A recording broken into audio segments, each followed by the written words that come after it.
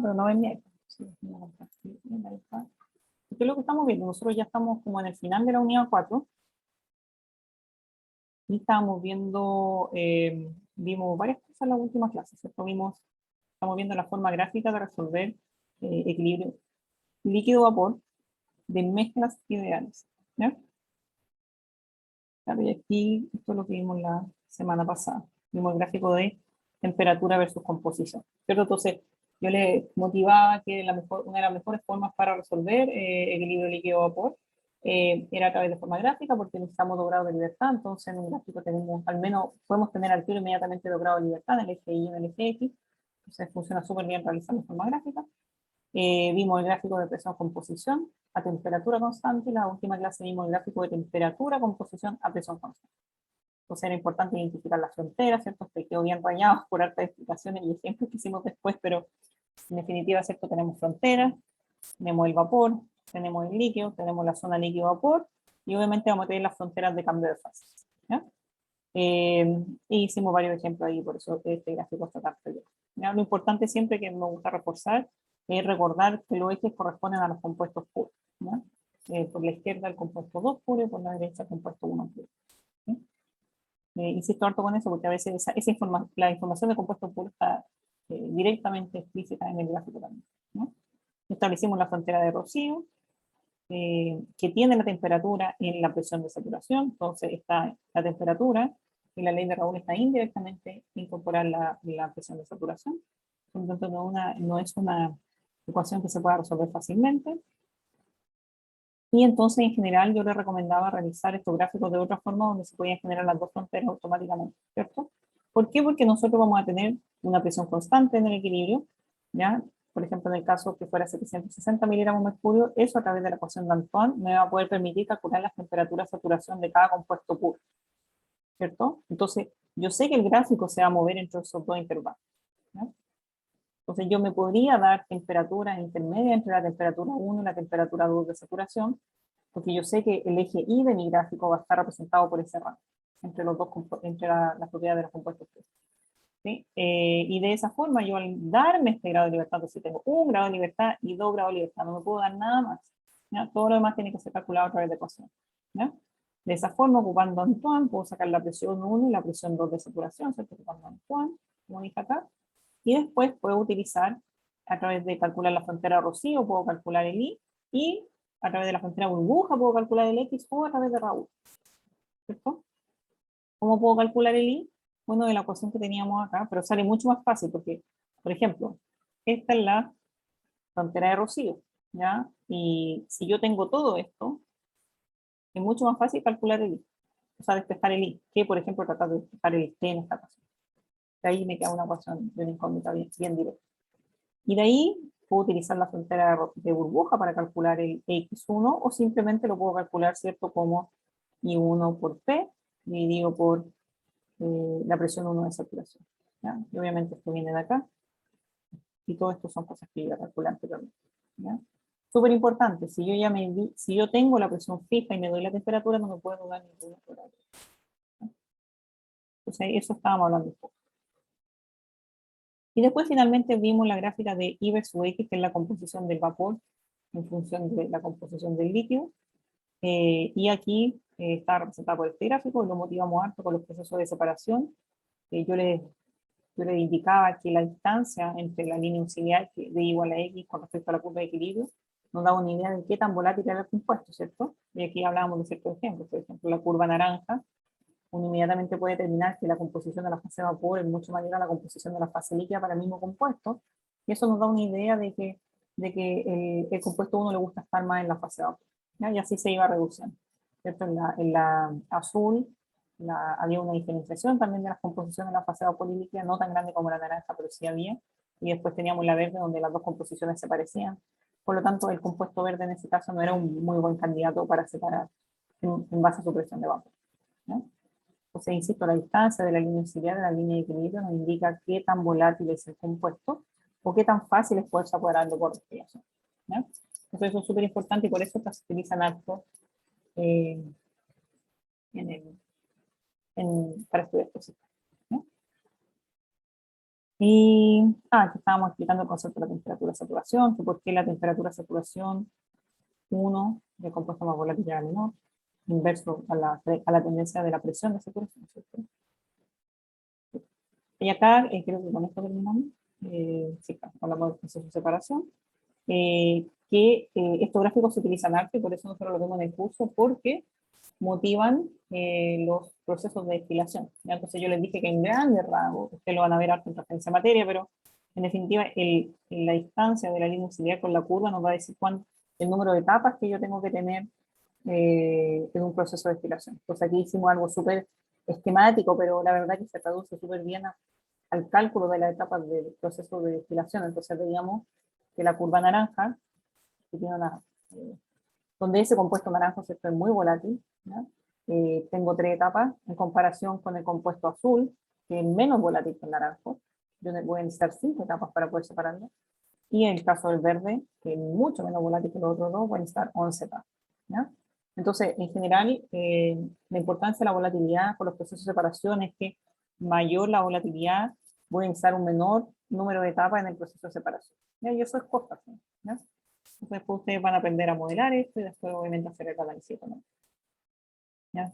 ¿Y por qué? Porque los procesos de separación en base a la presión de vapor o temperatura de saturación es lo más común y lo más fácil. Porque yo puedo fácilmente generar una fuente de calor y poder evaporar. ¿Ya? Y después partimos analizando uno de los procesos más simples de separación, que es conocido como el separador flash, que lo único que hace es separar por densidad, es básicamente es un contenedor que recibe una mezcla líquido-vapor, ¿ya? Y tiene un tiempo de residencia, digamos así, infinito, el cual permite que todo lo pesado se vaya para abajo en la fase líquida y todo lo liviano pueda subir. ¿Ya? Ustedes saben que la densidad del líquido y el vapor es súper distinta, por lo tanto, si uno le da el tiempo de residencia suficiente, todo el vapor debería ir hacia arriba y todo el líquido debería ir hacia abajo. ¿Ya? Entonces, habíamos hablado de que en términos operacionales la corriente del vapor se conoce como corriente de tope, ¿ya? Y la corriente donde sale el líquido, que la de abajo se conoce como corriente de fondo.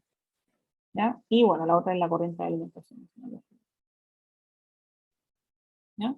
Y cada una de esas tiene composiciones asociadas, ¿cierto? Entonces la corriente de alimentación tiene un flujo F, ¿ya? De feed, de alimentación en inglés, y tiene asociadas las composiciones globales de cada compuesto.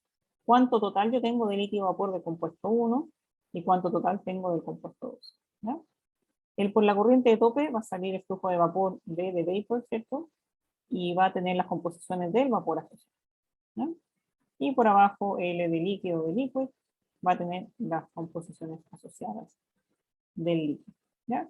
Como ustedes pueden ver, debido a que este separador flash, el más simple que estamos mostrando, separa por densidades, la mezcla líquido-vapor no cambia de condición, de equilibrio, ¿cierto? Entonces, ¿qué es lo que yo hago? Está representado en este gráfico. Por ejemplo, se puede representar en los dos gráficos, pero en definitiva, si tenemos un gráfico de temperatura constante, y tengo una presión de operación del separador flash, yo voy a tener una composición global, y a esa presión del separador flash voy a separar por densidades y las composiciones de mi corriente de fondo y de tope son las que salen aquí. Entonces, de forma fácil, uno puede identificar las composiciones de salinas. ¿Sí? No sé si quedó alguna duda.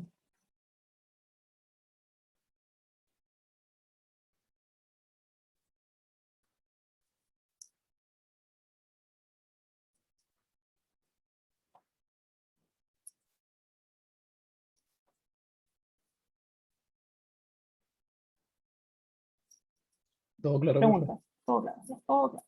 Ya, muy bien, ya hasta ahí llegamos.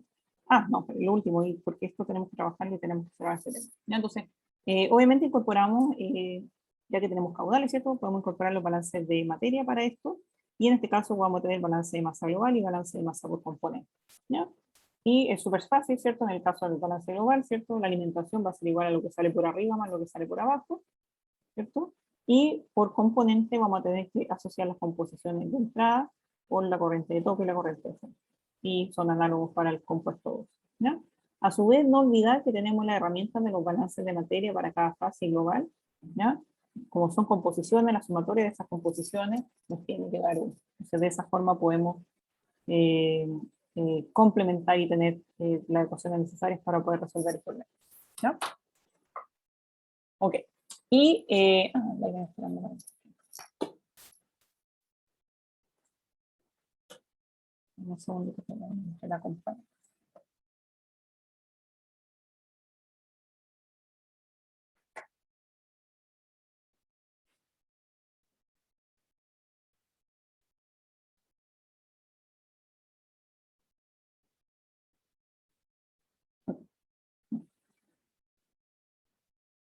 Entonces, nosotros también, lo bueno de esto es que tenemos todo este set de ecuaciones, ¿ya? Y en definitiva, estas ecuaciones se pueden combinar para generar, digámoslo así, redundante, ecuaciones de diseño de separador Flash, ¿ya? Por ejemplo, nosotros podemos tomar la fracción molar de la fase líquida y demostrar que efectivamente se cumple, tomando el balance global, por ejemplo. Nosotros podemos saber que en un sistema binario, por ejemplo, x1 más x2 me va a dar igual a 1. ¿Sí? Y si yo tomo el balance por componente o también la ley de Raoul, yo los podría combinar. ¿Sí? De forma de poder reducir mis variables. Pues imagínense cuántas variables tengo. Tengo F, tengo B, tengo L, tengo Z1, I1 y X1. Tengo un montón de variables. Por defecto tengo el Z2, el I2 y el X2. ¿Ya? Estoy de acuerdo, también tenemos harta ecuación. ¿Cierto? Tenemos, bueno, tenemos esta ecuación, esta ecuación, esta ecuación, esta ecuación, esta ecuación, esta ecuación. Tenemos hartas herramientas, pero obviamente tenemos hartas incógnitas también que pueden ser, que tienen que ser calculadas y podrían ser relacionadas de alguna forma. ¿Ya? Por ejemplo, si nosotros tomamos el balance por componente del compuesto 1, todo esto se puede relacionar fácilmente si consideramos mezcla ideal.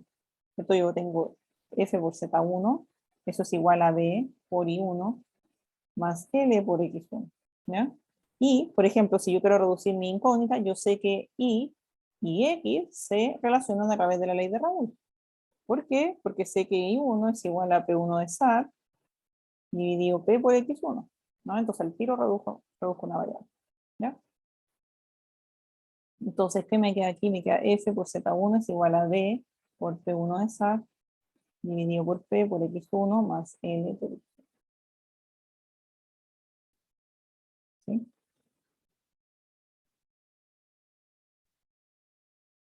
También sé que F con B y L se relacionan, ¿cierto? Por ejemplo, yo podría escribir el flujo L como F menos B, por ejemplo, arbitrariamente. Y de ahí podría factorizar. O sea, yo podría factorizar, puedo combinar acá este F con el X que va a estar multiplicado al F y puedo factorizar por el X1 también. De hecho, me va a quedar bien fácil, me va a quedar una cosa más o menos así. Ya Z1 por F es igual a X1 por P1 de saturación dividido por P menos 1 por B más F. Todo eso factorizado. Si se dan cuenta, que tengo otra herramienta para calcular la composición global de la fase líquida, ¿cierto? Porque simplemente me va a quedar Z1 partido por F dividido por P1 de SAT dividido P menos 1 por B más F.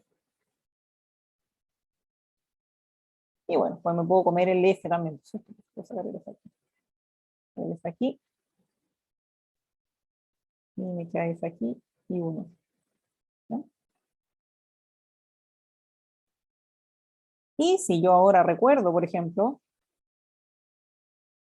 este balance de acá, yo puedo generalizar esto y decir que la sumatoria de x igual a y me tiene que dar igual a 1. Y eso, mire, mire lo importante que nos da esta ecuación, porque en definitiva esto va a decir que la sumatoria de y igual a 1 hasta n componente de z sub i dividido p sub i de saturación dividido p menos 1 por b dividido f más 1 tiene que ser igual a 1. ¿Ya? ¿Y qué quiere decir eso? Que nos va a entregar una restricción para el balance de los flujos y las composiciones. Entonces, la verdad que si nosotros tomamos algo tan simple como el balance de materia para la fase líquida, nos va a entregar restricciones para otros parámetros más generalizados, la composición global, por ejemplo, y los flujos.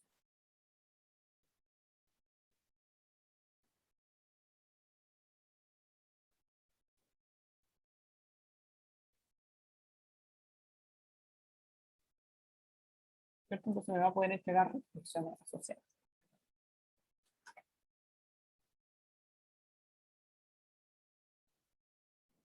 Algo que quería mostrar y que se generó de esta ecuación es este B partido por F, ¿ya? Este B partido por F se denomina fracción vaporizada, ¿ya? Y es bien intuitivo porque básicamente es el flujo de vapor dividido lo que entró. Entonces básicamente cuánto de lo que entró se vaporizó, fracción vaporizada, ¿ya? Entonces cuánto de lo que entró salió por la corriente de tope. Eso es básicamente. Y solamente lo defino porque en general, pues después, a medida que ustedes empiezan a moverse en los cursos y empiezan a analizar sistemas reales, en general a veces son restricciones. Por ejemplo, uno tiene una torre de destilación y uno tiene que decir la corriente de tope tiene que tener cierto flujo, o la fracción vaporizada de esta torre tiene que ser, qué sé yo, 0,6. No sé, qué sé yo, los caudales, las cañerías no permiten una fracción vaporizada mayor a eso. ¿Por qué? Porque quizás esta corriente después se utiliza, recuerden que aquí sale vapor, pues entonces quizás después esta corriente se utiliza para alimentar otra torre, o se utiliza para transferir calor hacia otro fluido que está más frío. Entonces, en general, podrían haber restricciones de flujo. Entonces, muchas veces uno está diseñando una torre de separación y nos van a decir, la fracción vaporizada no puede ser mayor al 60%. Y se habla de este término, entonces por eso me gusta definir. ¿Ya? De forma análoga también ustedes esperarán que se define el término L partido por F, ¿ya? Que es la fracción que licúa. Entonces también la corriente de fondo podría tener una restricción, ¿ya? Pero eso se los planteo porque a medida que empiezan a analizar el proceso más aplicado, podría ser que existan restricciones operacionales y que están definidas, ¿ya? La fracción que licúa, y esto simplemente viene del balance global, por cierto, yo tengo F es igual a L más B, si yo divido por F, me va a quedar que me queda la fracción que licúa y la fracción que vaporiza, y obviamente las dos me tienen que dar 1, la sumatoria de las dos, ¿cierto? Entonces, si me dan una, puedo obtener la otra por defecto. Entonces, esto, en general, pudieran ser restricciones operacionales. Bueno, nosotros vamos a diseñar solamente separadores flash, lo más simple, pero, y eso también podría tener restricción. La fracción que licúa tiene que ser 40%, la fracción que vaporiza tiene que ser 50%.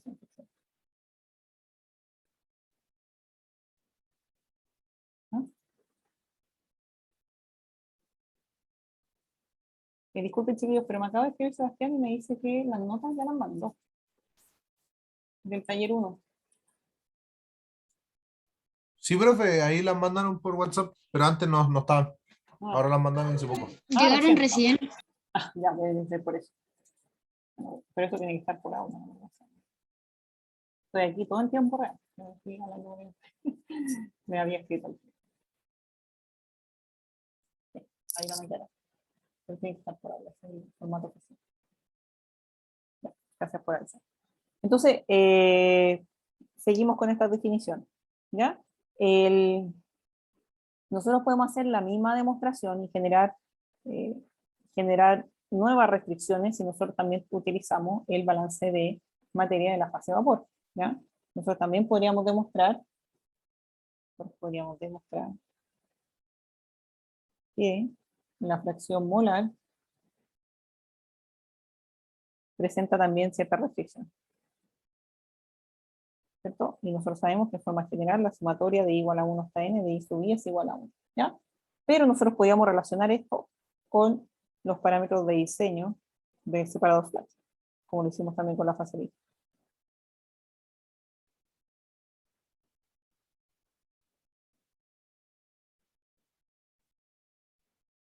¿Ya? ¿Y cómo me va a quedar eso si yo hago el mismo tratamiento? ¿Qué voy a hacer ahora?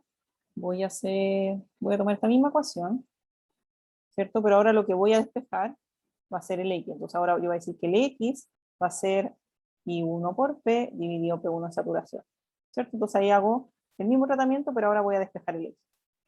¿Ya? Entonces hago lo mismo y despejo el Y. Entonces en vez del X, ahora despejo el Y. Y el Y me va a quedar de la siguiente forma. ¿Ya? No lo hago paso a paso porque básicamente es lo mismo. Aquí el I sub I es igual a 0 sub I por Pi de SAT dividido P dividido la fracción vaporizada por P1 de SAT dividido P menos 1 más 1 cierto.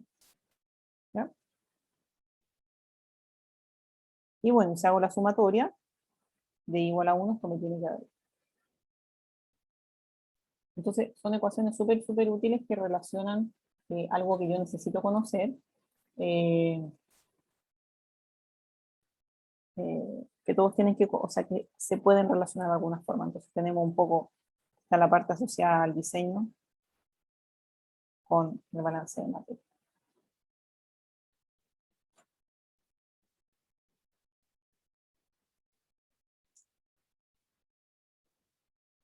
Hay una ecuación específica, hay una ecuación, eso ustedes ya han escuchado hablar de la ecuación, se llama de Rutherford-Rice, ¿ya? Que se utiliza para diseñar separadores Flash específicamente.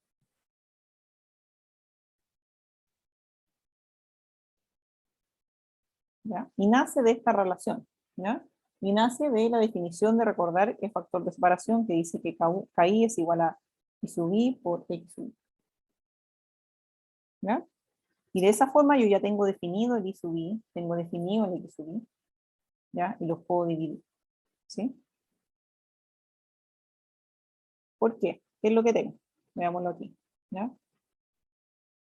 Yo tengo que la sumatoria de I igual a 1 hasta n de I sub I me tiene que dar 1, y eso es igual a ¿qué? Eso es igual a, si yo escribo ahora esto en términos del K, me va a quedar Z sub I por KI. ¿Por qué KI, profesora? Porque esto es KI. Esto es KI. Ahora reemplazo. Para simplificar, para escribir menos términos. Esto es KI. ¿Ya? Entonces me queda KI dividido por la fracción vaporizada por KI menos 1 más 1. ¿Ya? Ahora tengo la misma expresión para balance de materia de la fase líquida. Sumatoria de I igual a 1 hasta n de X sub I igual a 1. Aquí me va a quedar, bueno, acá también podemos generar el K, ¿cierto? Porque aquí tengo el K, por ejemplo. Esto es K. ¿Ya? Solamente simplificando ese término. Vamos a tener Z sub I por la fracción vaporizada. Si se dan cuenta, las expresiones son súper parecidas. Tienen algo un poquito diferente, ¿ya? Entonces, de esa forma lo puedo simplificar. Y ahora, ¿qué pasa si la resto? Si resto estas dos expresiones, un lado de la ecuación me va a dar 0, ¿cierto? Porque 1 menos 1 es igual a 0, ¿ya? Entonces, ¿qué quiere decir? Que voy a poder generar una restricción dentro de esta ecuación, ¿ya?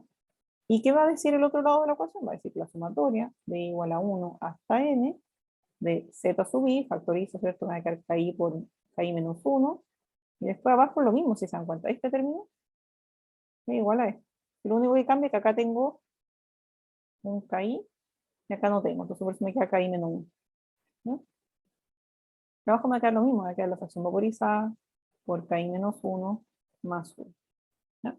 Entonces, esta ecuación es súper importante porque me entrega una restricción que incorpora las dos fases y los dos balances de materia, ¿ya? Entonces, básicamente va a considerar todo, porque acá tenemos todos los componentes. Aquí tenemos alimentación y aquí tenemos básicamente las dos fases, la fase líquida y la fase vapor, ¿ya?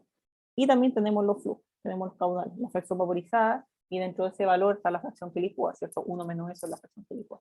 Por lo tanto, tenemos todos los componentes que están asociados a cómo funciona el separador Flash. Y por eso se define, de hecho, esta es la ecuación de Rutherford-Rice, que se define como la ecuación de diseño de un separador Flash, que nace de los balances de materia de la fase líquida, del balance de materia de la fase vapor, del balance de materia global y del balance de masa por componente. ¿Ya? Si se dan cuenta, tomamos todos los balances asociados al separador Flash y los combinamos y generamos una ecuación de diseño. Esto se conoce como ecuación de diseño.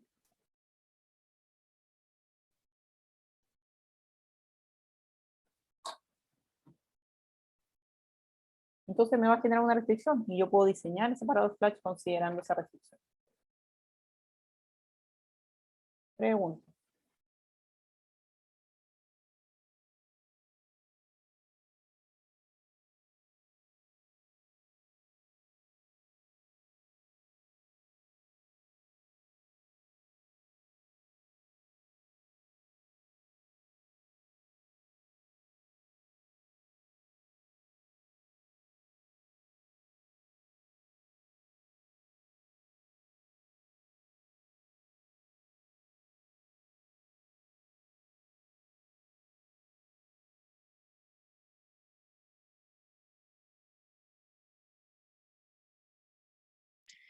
Profe, ¿podría Ay, volver disculpa, a había respondido, repetir? pero me había puesto mucho. Dime. ¿Podría volver a repetir para qué nos sirve la ecuación esa a la final? Por favor. Ah, nos sirve, es una ecuación de diseño, básicamente para... esta ecuación, cuando son ecuaciones de diseño, generan o establecen restricciones. ¿Ya? Establecen restricciones para los valores de cada parámetro. Restricciones para los valores de cada parámetro. ¿Ya? Ya, De profe. cada parámetro. Porque, no sé, por ejemplo, el Z1 tiene que tomar ciertos valores y eso se tiene que balancear con ciertos valores del K, con la fracción vaporizada, etc. ¿Ya? Porque si no, la sumatoria no me va a dar cero. Entonces no es como que todos puedan, no sé, no es que puedan moverse libremente. O sea, cada parámetro está como, tiene como la constraint o la restricción de cómo se mueve el parámetro en una ecuación total. Por eso es súper relevante porque, como te digo, por eso combina todos los aspectos asociados a los flujo, componente y total. Ya, profe. Déjame terminar de escribir aquí también. Establece restricciones para los valores de cada parámetro. Referencia en particular. O de operación.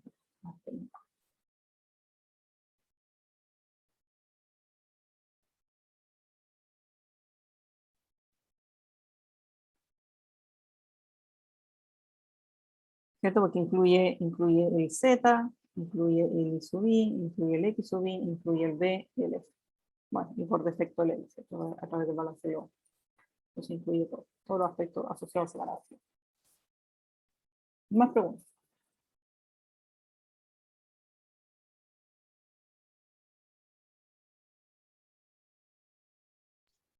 Profe, ¿esta ecuación es solo aplicable a sistemas ideales?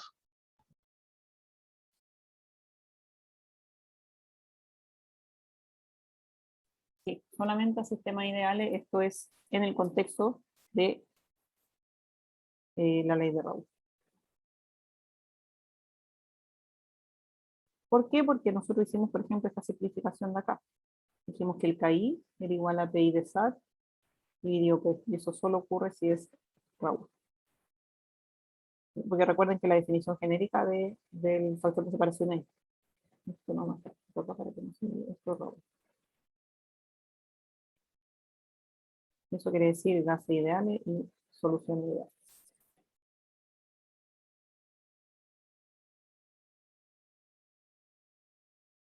¿Más preguntas?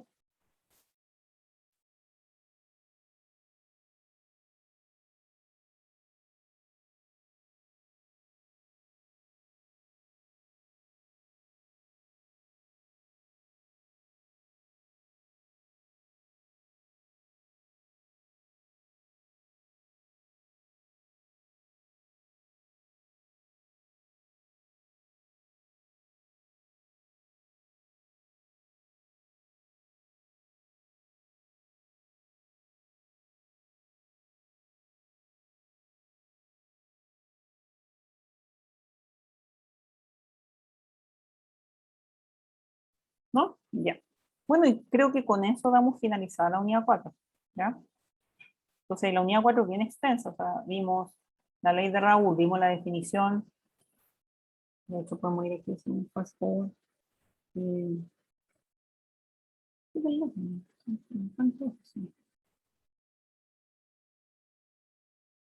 Vimos, incorporamos el concepto de mezcla ideal. Vamos por aquí. Unidad 4, equilibrio líquido vapor para sistemas ideales. Cosa súper importante, ¿ya? No basta con decir que un sistema ideal. ¿Qué quiere decir que un sistema sea ideal? ¿Ya? Si estamos en equilibrio líquido vapor, hay que decir algo con respecto a cada fase individualmente. Recuerden que las condiciones por las cuales un vapor es un gas ideal es completamente distinta a las razones por las cuales un líquido es considerado solución ideal, ¿ya? El fundamento general es el tema de las interacciones, ¿ya? Pero en un caso estamos hablando, en el caso del vapor, nosotros estamos hablando de minimizar o en ausencia de interacciones. Ausencia bien difícil, pero minimizar en la forma posible. Y en el líquido nosotros también estamos hablando de interacciones, pero estamos hablando que la interacción entre los compuestos se parezca. Entonces, la idealidad de la fase líquida es distinta, tiene otras características la idealidad de la fase agua, ¿no? Entonces nosotros hablamos de las mezclas de gases ideales, ¿cierto? que representan más de un componente, hablamos del límite del gas ideal, y hablamos de que íbamos a fijar el límite del gas ideal a una presión menor o igual a 5 bar. ¿Ya? Y eso quiere decir que en general nosotros vamos a querer que la presión tienda a cero y el volumen tienda a infinito para que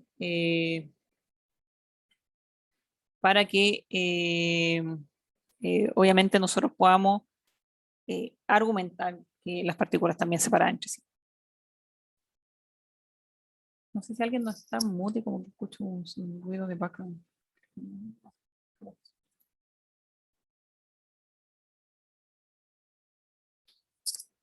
Ya, hablamos de la ley de Dalton, de las funciones parciales, ¿cierto? Hemos definido harta terminología en esta unidad de la fracción molar de la fase de vapor. Hablamos de la ley de Dalton y hablamos de cómo se pueden calcular las propiedades termodinámicas para estos sistemas ideales y el concepto general. A mí me gusta pensarlo harto así, en que básicamente la sumatoria de las partes va a ser igual al total. Vamos a tomar los aportes individuales de cada compuesto puro y los vamos a sumar.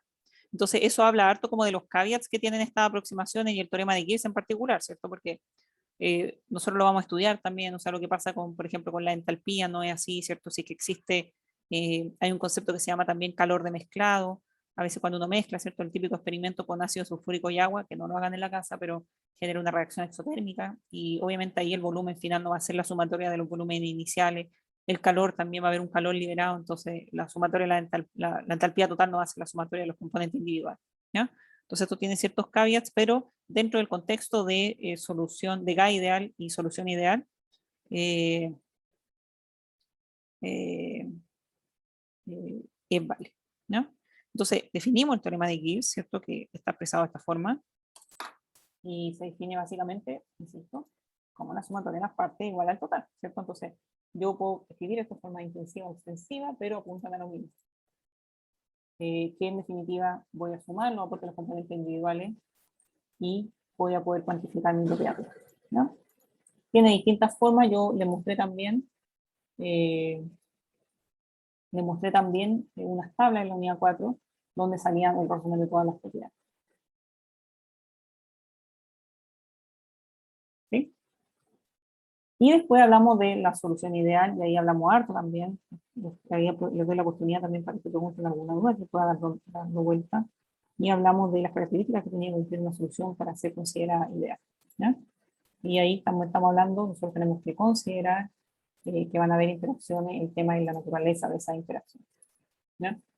Y también establecimos el teorema de Gibbs para estas mezclas, y tienen de la misma forma, pero obviamente hay que cuantificarlo con respecto a la fracción molar del compuesto en cuestión en la mezcla líquida. Entonces incorporamos una nueva variable que es X sub I, ¿no? Bueno, y aquí el clásico ejemplo, o sea, si han hecho ejercicios con los ayudantes, se usa mucho el ejemplo de benceno y dibenceno porque son muy parecidos, y obviamente los dos se balancean, se compensan súper bien, sus interacciones son bien similares, ¿no?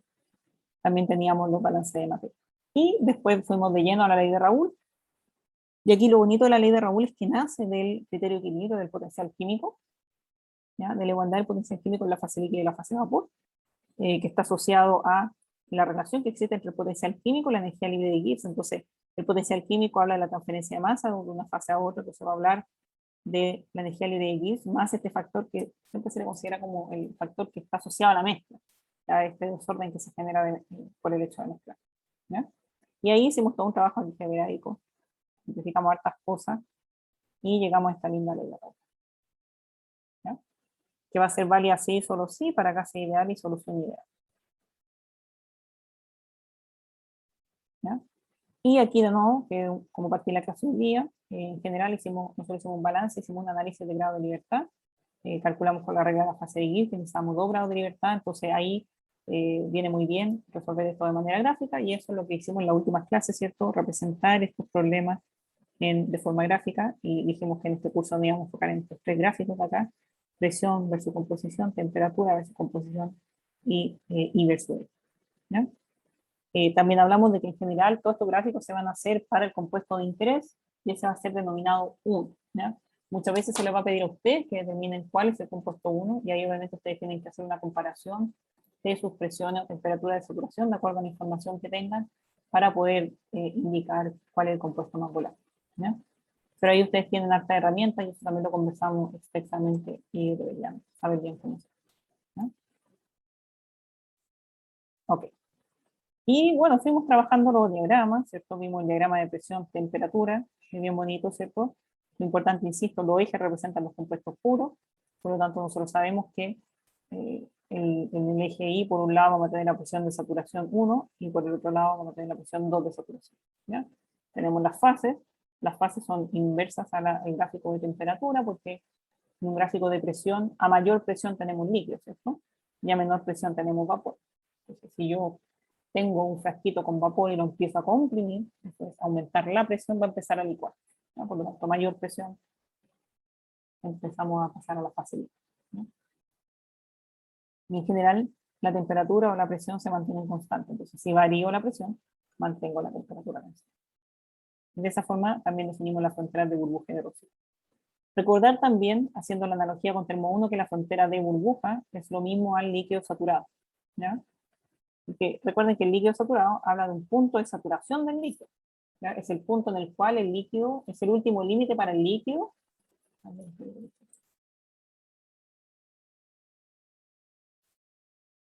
Y hasta donde veamos hasta el jueves. Todo lo que vamos a hacer en el ¿ya? Me preguntan por ahí hasta dónde estamos. Por eso, pregúntenme para no pasar más materia. Entonces, recuerden que el punto del líquido saturado era el último punto donde el líquido mantenía sus propiedades de líquido, ¿cierto? Porque ya después entrábamos en la mezcla líquido-vapor, y obviamente las propiedades volumétricas del líquido cambiaban considerablemente, ¿ya? Y lo mismo en la frontera Rocío, haciendo la analogía con termo 1, tenemos el vapor saturado. También el límite del vapor en el cual se conservan las propiedades propias del vapor, 100%.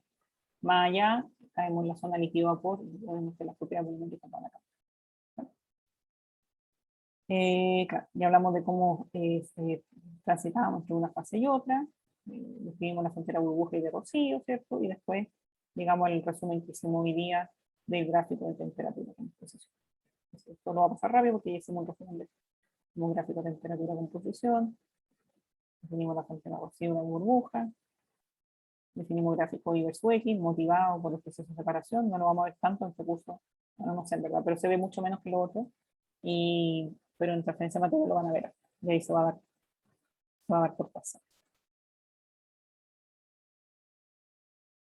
Y hablamos después, cerramos con nuestro querido separador Flash. Lo vamos a ver un montón de separadores Flash en este curso, desde ahora en adelante. Así que es súper importante entender su operación, ¿no?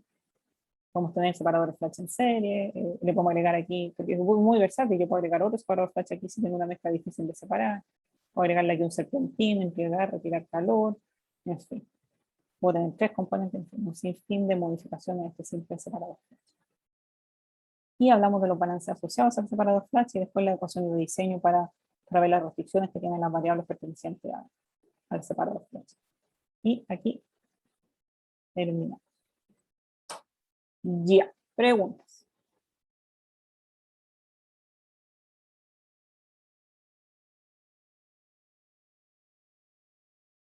¿Profe?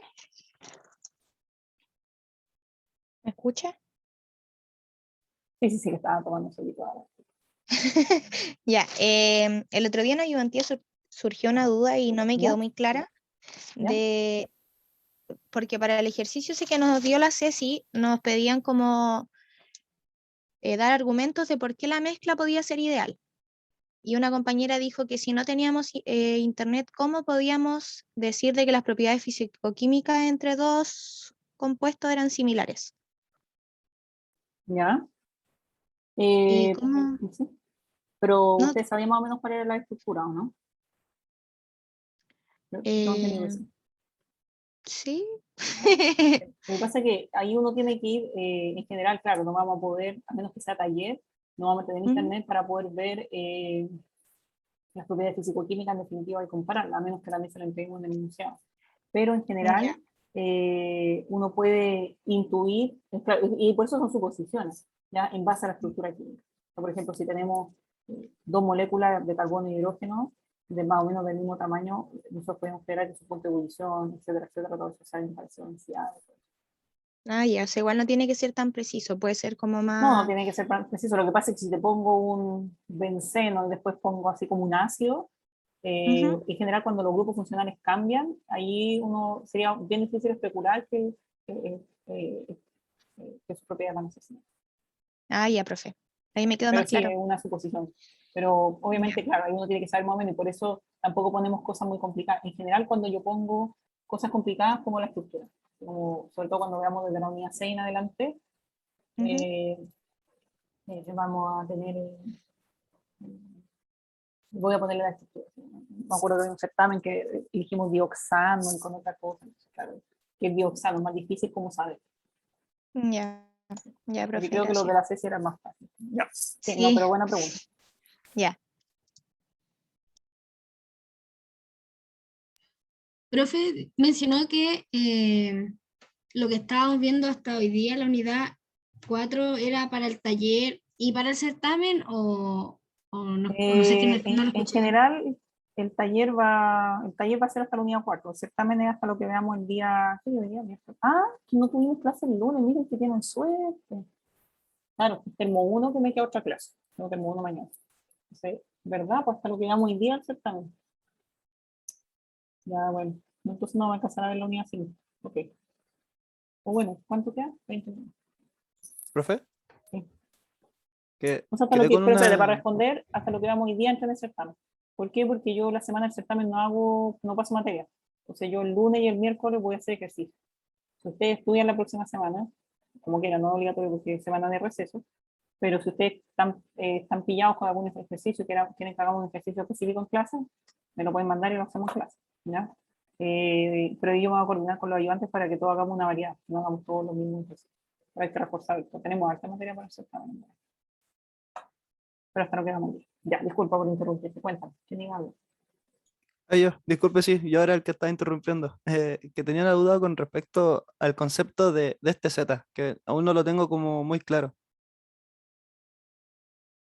Ah, ya, de la fracción global. Sí, Ya. Lo que pasa es que uno se podría imaginar un contenedor, por ejemplo. Un contenedor. ¿Qué pasó ahí?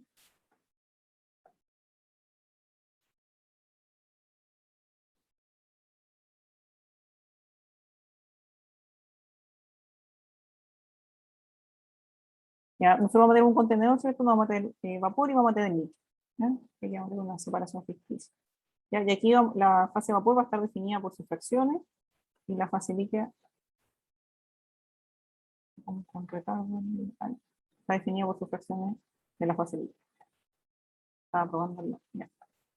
Pero yo también podría querer saber cuánto en total entre líquido y vapor tengo de cada compuesto. Porque el I, ¿qué me dice el I? El I me dice, por ejemplo, el I1 me va a decir, qué sé yo, si esto es 60%. Va a decir, en la fase vapor, si tú tomas la fase vapor separada, tienes 60% de compuesto 1. ¿Ya? Pero no me dice cuánto tengo en total. ¿Ya? No me dice cuánto tengo en total si puedo separar. Es como que si yo puedo separar lo que tengo del líquido y el vapor y sumarlo de alguna forma, no lo puedo sumar directo, porque son líquido y vapor, y decir cuánto yo tengo en total, cuánto de compuesto. Eso básicamente. Entonces, por eso, de hecho, tú lo puedes ponderar, está relacionado al el Z1, es igual a D partido por F por I1 más L partido por F por X1. Esto viene del balance por componente. Entonces, esto igual explica bien lo que es el Z. El Z básicamente, tú de esta forma tienes que ponderar tú de esta forma tienes que ponderar el Z. Entonces, esto explica bien, porque este es el aporte del vapor y este es el aporte del líquido. Esto solamente despejando el balance por componente. Y obviamente los tengo que ponderar también por los flujos. Entonces, de lo que entró, cuánto es vapor y cuánto es líquido. Representa la fracción, la fracción global del compuesto 1 en la mezcla líquida. Porque el I y el X son muy independientes de qué fase yo estoy. Entonces, no sé, si yo tuviera un tanque y tengo que ese tanque en total tiene que tener 60%, por ejemplo, 50% del componente 1, va a ser difícil verlo en términos de I y L, cuando estamos hablando de términos totales. Entonces, ¿cuánto en total entre líquido y vapor tengo de cada compuesto? Es lo que representa el Z. Entonces, esta ecuación yo encuentro que ayuda súper bien a describirlo porque ahí muestra la relación que existe entre, o cómo aporta el Y y el X al cálculo del Z. Pero ahí tengo que meter los flujos también para poder tener.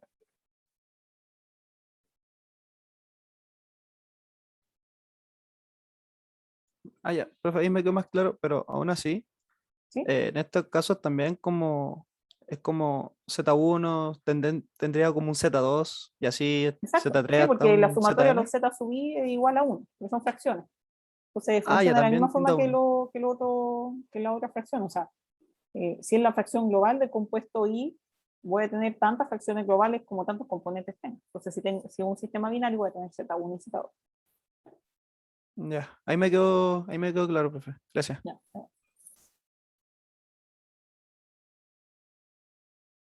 ¿Más ¿Profe? preguntas? ¿Sí? Que delante mencionó el tema de poner otro separador flash como en la parte del Ah, vapor, sí. lo digo como ejemplo, pero eso sería cuando como que la eficiencia no es tan buena, entonces yo tengo que volver a pasar la mezcla por otro separador. O siempre va a ser el 100% el separador flash. ¿A qué te refieres como 100%? No, o sea, por ejemplo, hay varias, espera, se me cayó. Hay varias razones por las cuales uno podría poner un separador en serie, ¿ya? En general, sobre todo si el compuesto es más difícil de separar. Entonces, por ejemplo, yo puedo tener un separador así y qué sé yo, de acuerdo al equilibrio del primer separador, el I1 me da 0,6, por ejemplo. Ya, entonces yo quiero, esperen, que hay un delay con el lápiz. Entonces, por ejemplo, si yo de ese primer separador obtengo un I1 de 0,6, quizás que lo que yo voy a hacer es que después en la corriente de tope puedo poner un intercambiador de calor, ¿ya? Cosa de evaporar de mayor forma, el pasar a un I1, por ejemplo, de 0,9, y de ahí separarlo, por ejemplo, ¿ya? En general uno pone separadores en serie cuando quiere, pero me cae un delay con el lápiz, no sé qué pasó. O déjenme descompartir y compartir de nuevo para decirlo.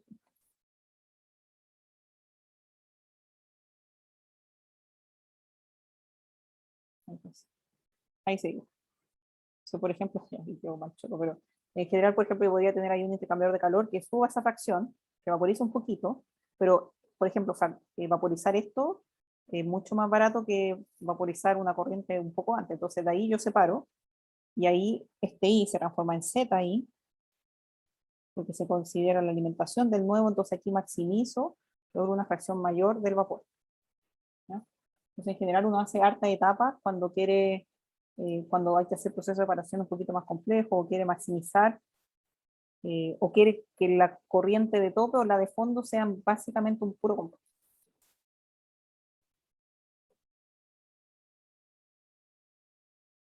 Ah, sí entiendo, profe, gracias. ¿Sí?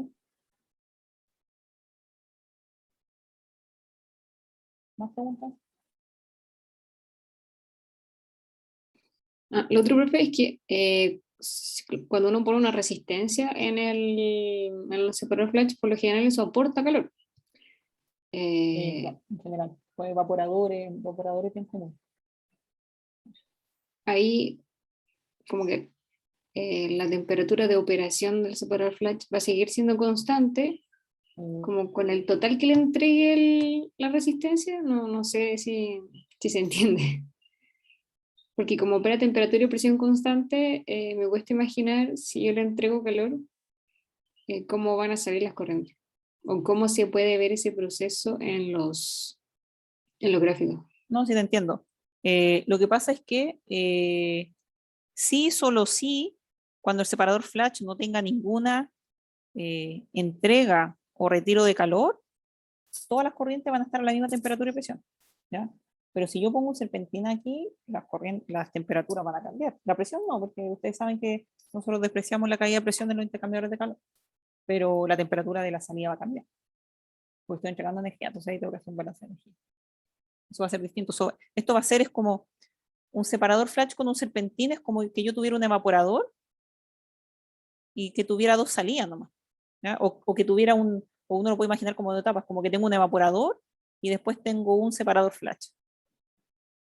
Si yo tengo esto, eso se reduce en esto, que básicamente yo tomo la alimentación, la evaporo y después hago separación y decanto. Una cosa así. Pero esto, aquí no todas las corrientes no tienen la misma temperatura porque a la corriente entrar yo le estoy entregando calor. Entonces estoy generando una evaporación. Entonces las corrientes de salida no van a ser igual. Ah, ya, claro, profe. Sí. Recuerden que sí, solo sí, yo no tengo ninguna perturbación. O sea, todas las corrientes tienen que estar a la misma temperatura y presión para estar en ese equilibrio líquido-vapor. Aquí yo estoy cambiando el equilibrio líquido-vapor porque este serpentín va a aumentar la evaporación.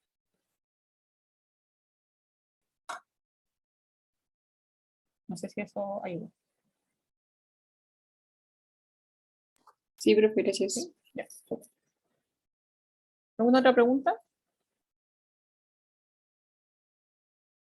Bueno, chicos, hicieron súper buen trabajo con las preguntas porque ya no, básicamente se nos acabó el tiempo, así que si es que no hay más preguntas, como dejar la clase hasta acá, eso implica que solo hasta la unidad Profe. 5 van a estar en el certamen. O sea, hasta la unidad 4. Dime. Que usted decía que el serpentín iba como a cambiar la evaporación. El Entonces, equilibrio. el equilibrio, claro, entonces significa que vamos a tener más vapor a que Claro. que no estuviera el serpentín. Exacto, porque probablemente si tú, o sea, exacto, tú vas a tener más vapor. O sea, si tú tuvieras, porque el evaporador va a entregar calor a la mezcla, entonces si al principio, si tú no tuvieras el evaporador, el I era 0,6, ahora tú vas a subir el I a, qué sé yo, o sea, tiene que ser mayor que 0,6, si está evaporando. Y debería maximizar el compuesto más volátil. Asumiendo que hay una separación significativa. Si va, a ver, hay otras suposiciones aquí, porque si uno va a hacer este proceso de separación es porque hay una diferenciación entre la volatilidad de compuesto 1 y compuesto 2. Eso. Entonces uno debería esperar que al tener un evaporador el I1 aquí fuera mayor a 0,6. ¿Me entiendes? Sí, profe, y entonces no nos serviría decir, por ejemplo, que el serpentín hace que los dos se evaporen porque ya no estaríamos como separando la mezcla, Claro, nos ¿verdad? estaríamos separando. Y ahí en verdad, claro, recuerden que poner un serpentino, cualquier cosa o más etapas, todo es plata. Entonces, en general, nosotros deberíamos, o sea, si nosotros vamos a poner eso es para maximizar el compuesto de interés, que sería un compuesto 1. Ya, gracias, profe. Súper buena pregunta.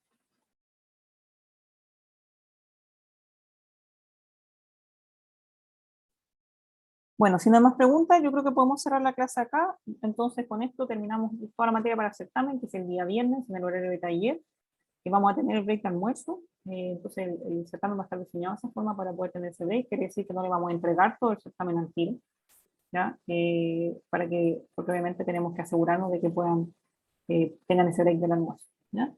Pero yo les voy a contar un poco más en la semana del certamen. Y como les digo, yo no voy a pasar materia en la semana del certamen, ustedes ya lo saben de termo 1, vamos a hacer ejercicios. Si ustedes tienen algún ejercicio que quieren que yo haga, no tengo ningún problema en hacerlo. ¿Ya? ¿Alguna pregunta?